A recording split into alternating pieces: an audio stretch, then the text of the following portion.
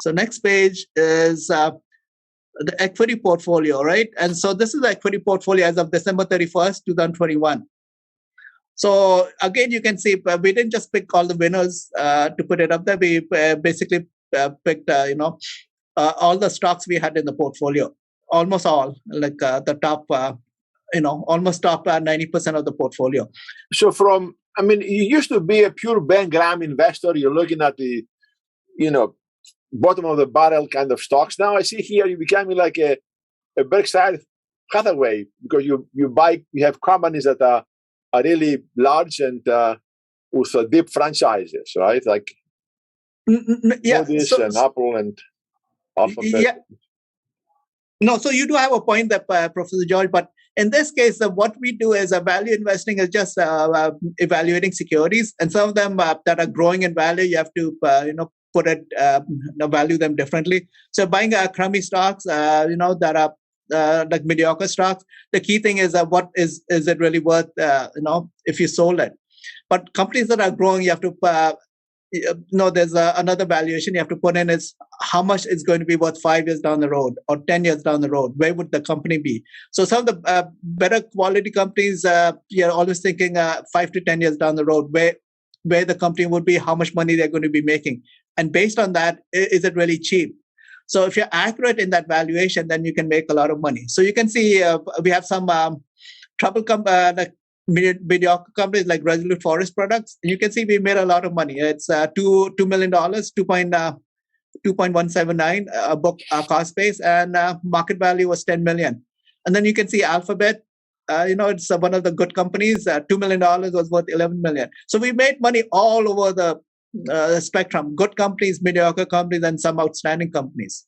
So key thing in all of this is valuation. You have to buy them at 60% of what it is worth. And if you're wrong on your valuation, and this is really important, if you're wrong on your valuation, then you're going to lose money long term. So the component that that makes you a good value investor is how good are you in valuing companies, and what is the intrinsic value. So you can look even at Stellantis. We did really well. That's Fiat, the old company. And 3.5 million went to 8 million, but they also paid $5 million in dividends in that 4-year period. You can see even with Apple, we did really well. And then we have another troubled company like MBIA. 2 million went to 5 million. Again, it was based on valuation. So I just look for anything that is where it's undervalued, and then I buy them, and has worked out really well over long periods of time, over last 40 years that I've been managing money. So like out of all the stocks, so like I know like on the stock exchange, it's like thousands of stocks. Like how do you find one that just like really stands out to you, and something that you just really want to look into? What's kind of your criteria for that? Yeah, so you look at over the important thing is the last 10 years, how well they have done. And second one is capital allocation skill, which is really important. Like Berkshire Hathaway comes under the category of capital allocation skills. So we know what Buffett will do. I don't know exactly what he's going to buy 2 years down the road, but I roughly know the metric that he's going to use to to make his company grow. So in that sense, then I know Berkshire Hathaway will at least compound for at least over 10% a year, at least a minimum. Somewhere between 10 and 15%. So if you buy them cheap, undervalued at around 1.2 times book, it will work out really well. Alphabet, we bought it only around 14 or 15 times earnings 4 or 5 years ago. And that has worked out really well.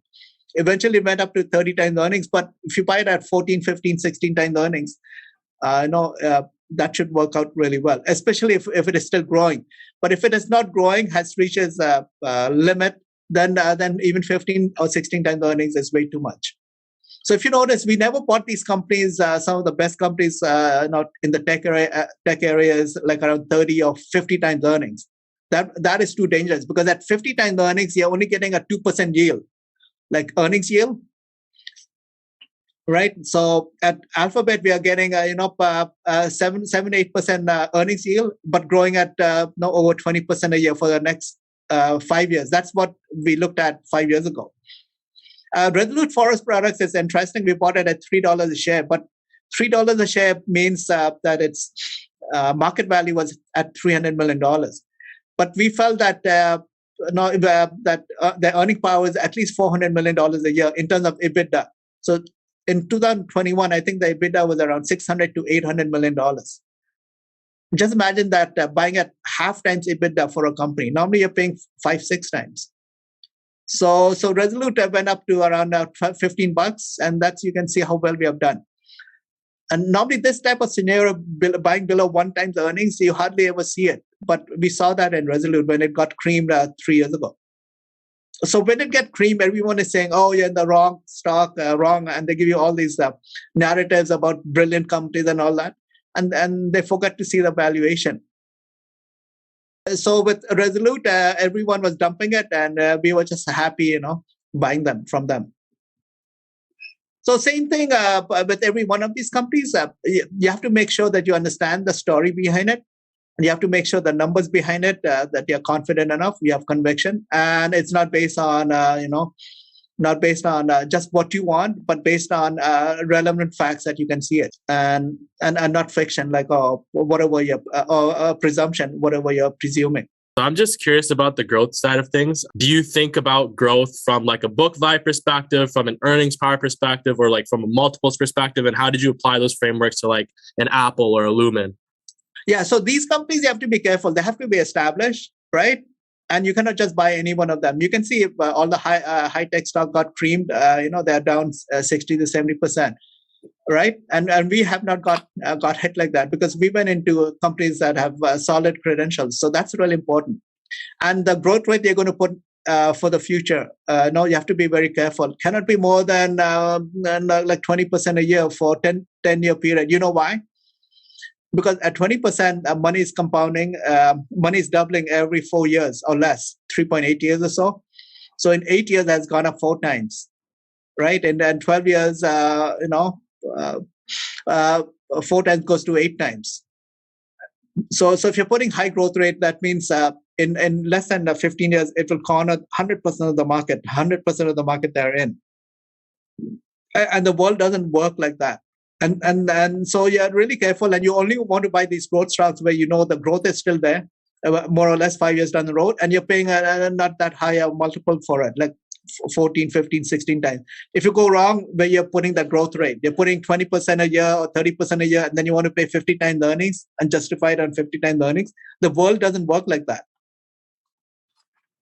So as long as they're growing around 10% a year and I'm paying like 15 times earnings, I'm okay with it. That would mean that I'm getting an earnings yield of 7% on the current interest rate environment. Let's say 4 years ago was around 1 or 2%. So that was really inexpensive. But if interest rate goes up to, let's say, 6% or 7%, then it changes all the valuation, even for growth stocks. Then your denominator has gone up, and therefore your valuation will go down too.